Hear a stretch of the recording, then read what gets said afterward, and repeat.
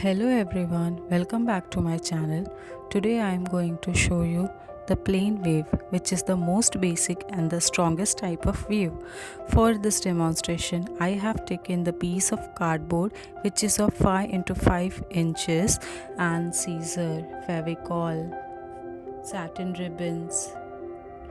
So on one side I have fixed satin ribbons vertically. These ribbons act as the warp, and the other side I have attached satin ribbons horizontally one by one.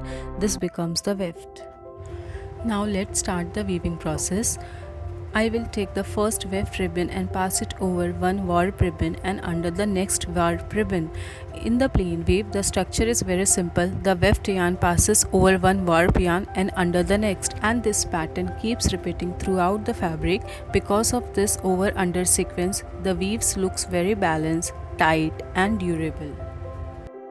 The best thing about the plain weave is that it is very easy to make, strong and commonly used in fabrics like cotton, organza, muslin, chiffon, cambric, etc. Plain weave is also known as tabby weave or calico weave. From a technical perspective, plain weave has maximum number of interlacement, high dimensional stability, less elasticity and good abrasion resistance, making it suitable for everyday fabric. Plain weave is the foundation of all other textile weaves. Understanding this structure helps students analyze more complex weaves like twill, satin, basket, rib. This weave follows a 1 into 1 interlacement plan. The structure has the highest number of interlacement among all the basic weaves. Because of tight interlacement, plain weave offers maximum strength. So now in the second row, I will do the opposite. Where the previous ribbon went over, this one will go under.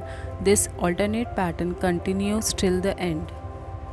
Plain weave provide a clean and balanced grain on the fabric. If the yarns are fine, the weaves look delicate. If the yarns are thick, it appears textured. Let's move on to the next row. Now I will repeat the interlacement but in the reverse order.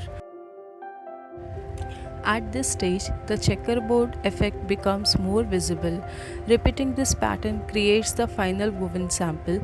This is where the precision matters to the most. And that's it. Our plain weave sample using satin ribbons is complete. Simple technique but a very effective and important foundation in textile design. Thank you for watching. If you want more weaving and textile tutorials, don't forget to subscribe my channel.